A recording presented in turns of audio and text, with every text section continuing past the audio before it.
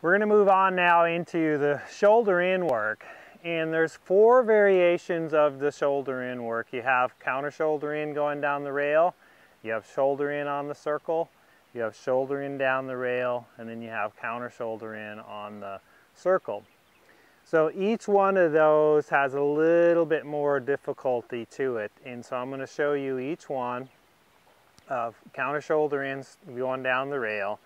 And to learn more about shoulder in and counter shoulder in, go back to some of my other videos and I talk about what is a shoulder in. And I'll explain some of that here as we get going. But with the in-hand work, the shoulder in is, and the bends and counter bends that we just did in the previous video are some of the movements that you're going to use the most in your work, because it's all about the bend to help the horse to start to relax and start to use themselves.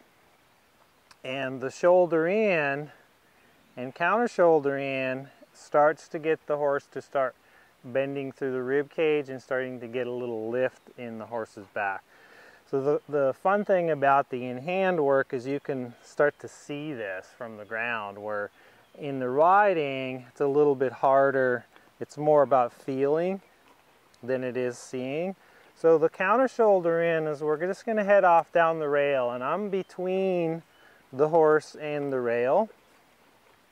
And now what I'm going to do is just tip my horse's nose to me, and then look for a bend in the neck, and then I'm going to softly ask the horse to move his hind end off. And I've got Tango here, and we've played some of this with her, so she kind of knows. And so the 2 components of the shoulder in or counter shoulder in, and the difference between the 2 is shoulder in is to the inside, counter shoulder in is to the outside. So in a counter shoulder in, I'm bending my horse's nose to the outside, and I'm bending her around me. So the 2 parts is bend, and then angle is how much does she move her hind end over. How much, so the more she moves the hind end over, the steeper the angle. And after about 45 degrees, it really isn't a shoulder in or a counter shoulder in anymore. It's more into a side pass or a full pass. But right now, we're just looking for the ideal angle would be is the outside front, and that's the outside of the bend. That's the front foot that's farthest away from me. So that would be this front here, should be in the same line as the inside hind here.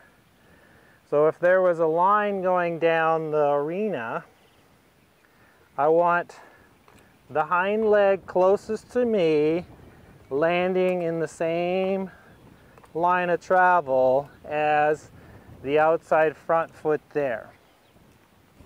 And that's just a good rough estimate. That's what we call the 3-track. If you increase the angle and go more, asking the hind end to move more out, then it's a 4-track. And each horse, depending on the horse, you're going to vary it up between a 3 and 4-track. Okay, so how do we do that? First, with her right now, what she's not really giving me is bend in her body much. So every time I ask her to tip her head and neck, she wants to just move her hind end over.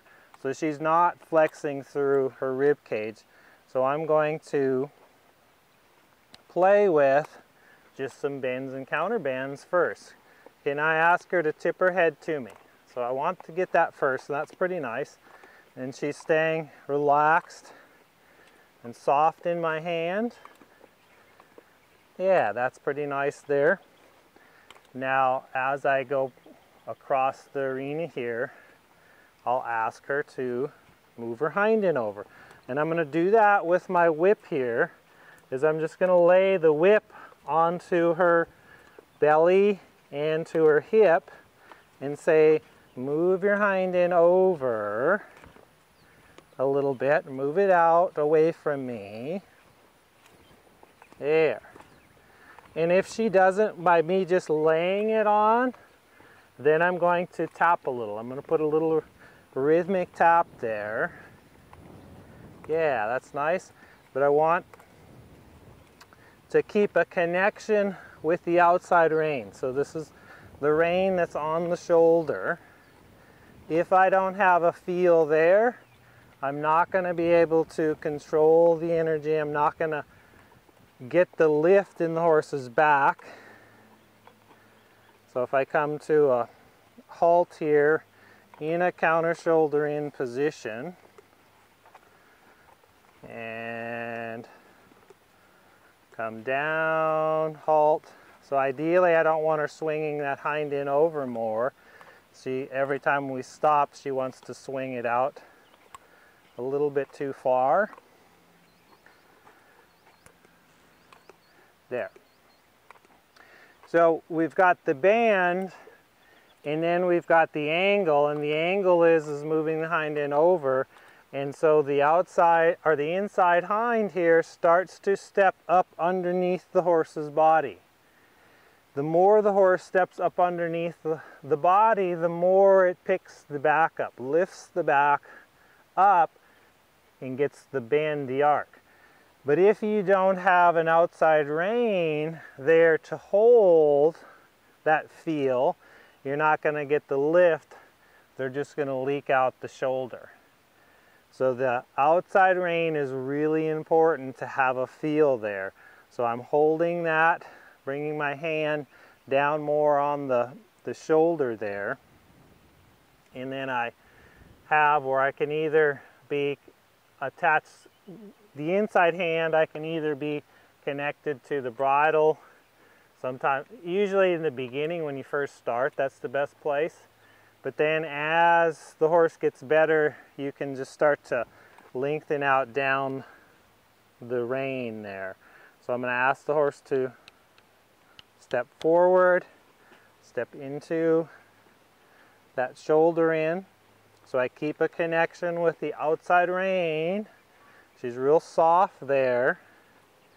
And then I use my whip hand and the whip on the belly of the horse to say, move your hind end over. And this is nice. It's a nice 3-track. She's staying soft and relaxed in the neck.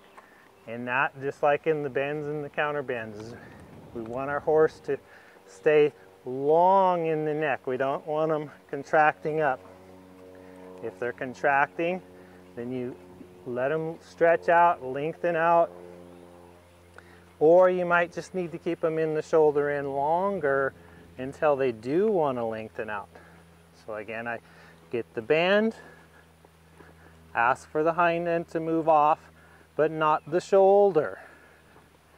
So I hold the shoulder with the outside rein, saying move your hind end over, but not your shoulder. So that's pretty nice there. She stayed soft and relaxed in the neck. And come to a halt, and I'll do the same thing going the other direction. The way I set my hands up, I bring the outside rein back down to the shoulder here. I have the whip out the bottom of my hand. Depending on what's more comfortable, you can have it come out the bottom, or if you want to, coming out the top works too. So I like it usually coming out the bottom. Grab the bit hand with my other hand, and now I'm just going to ask her to move forward, staying soft and relaxed in my hand. Use the whip to ask for the forward. And be aware too, if the rein keeps sliding up the neck, bring it back towards the wither. You don't want it way up on the neck, because you're not going to be able to support the shoulder very well there. So I first just get her walking forward nice. Then I'm going to ask for a little bend in the neck, counter bend, so it's bend towards me. And And then I can come on with my whip hand and just kind of lay it on her side here, saying step over. If she doesn't step over, then I can vibrate the whip just a little bit. So it's not about getting aggressive or real assertive. It's just tickling a little bit to say, hey, can you move your hind end over?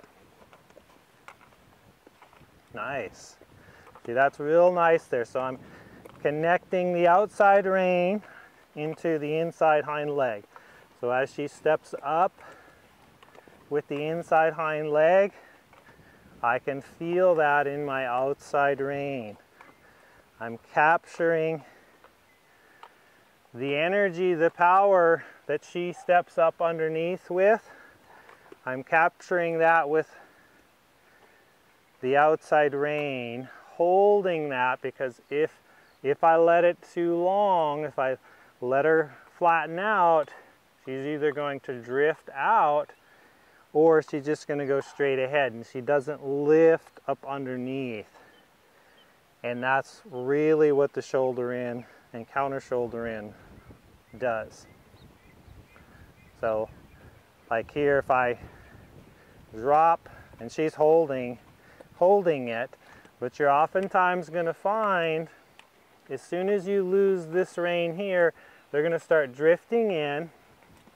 Or the other main thing is the horse starts to overbend in the neck.